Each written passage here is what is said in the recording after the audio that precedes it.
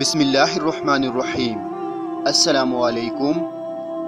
इस वीडियो में आज हम आपको बताएंगे नवाज शरीफ का कत्ल और इससे पाकिस्तान में होने वाले बुरे असरात। ये ख्वाब मोहम्मद कासिम ने 2 मई 2018 को देखा। इस ख्वाब में वो देखते हैं कि नवाज शरीफ नाअहल हो चुके होते हैं और वो जगह जगह जलसे कर रहे होते हैं और एहतजाज करते हैं कि मुझे क्यों निकाला, मेरे साथ नाइंसाफ़ी हो रही है, इस तरह मुल्क नहीं चला करते, मुझे मंसूबे के तहत निशाना बनाया जा रहा है, लेकिन मैं हार मानने वाला नहीं।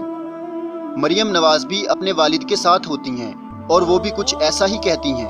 काफ़ी लोग नवाज शरीफ की तकरीरें सुनकर हंसते हैं और नवाज शरीफ के खिलाफ अपना मौक़िफ़ बयान करते हैं, मगर नवाज शरीफ फिर भी नहीं रुकते और फिर नवाज शरीफ महदूद होना शुरू हो जाते हैं, यानी उनकी तकरीरें भी नशर नहीं होती और उनकी सरगर्मियाँ भी महदूद होना शुरू हो जाती हैं।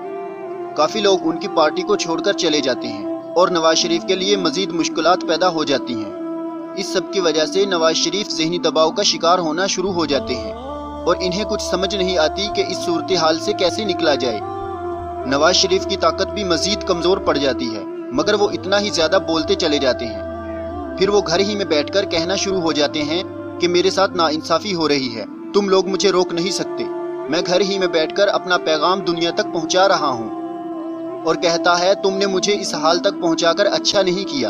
और मरियम नवाज उनका भरपूर साथ देती हैं और बहुत से लोग उनके खिलाफ हो जाते हैं। शदीद ज़हनी दबाव की वजह से नवाज शरीफ की सेहत भी ख़राब हो जाती है। मैं ये सब देख रहा होता हूँ, फिर मैं नवाज शरीफ को अपने कमरे में जाता देखता हूँ। नवाज शरीफ की बेटी मरियम नवाज इंटरनेट पर मैसेज भेज रही होती है।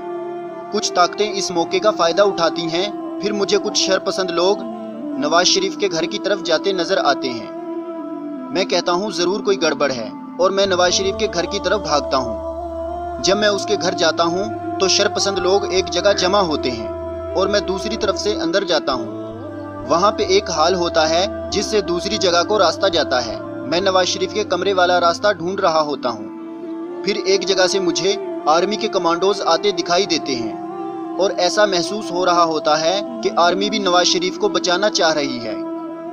मैं ये देखकर कहता हूँ कि अगर नवाज शरीफ को कुछ हुआ तो हालात कंट्रोल से बाहर हो जाएंगे, तभी आर्मी इनको बचाने के लिए आई है।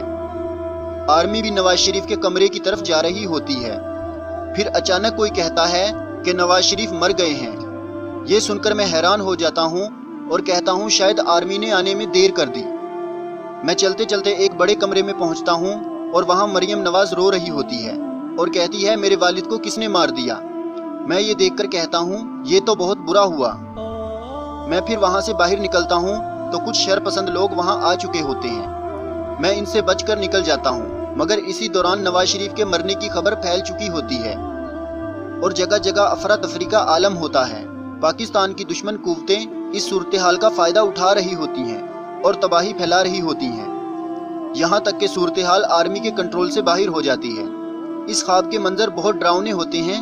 जब पाकिस्तान मुश्किलात में घिरना शुरू हो जाता है तो फिर ऐसे वाक़यात रोनुमा होते हैं जो मैंने अपने मुख्तलिफ ख्वाबों के ज़रिए पहले से ही बयान किए होते हैं। जब लोग मेरे ख्वाबों में बयान करदा इन वाक़यात को रोनुमा होता देखते हैं तो वो मेरे ख्वाबों पर बहुत ज़्यादा यकीन करते हैं। मज़ीद जानने के लिए हमारे फेसबुक पेज या यूट्यूब चैनल पर विज़िट कीजिए। जज़ाकल्लाह है। अस्सलामु अलैकुम।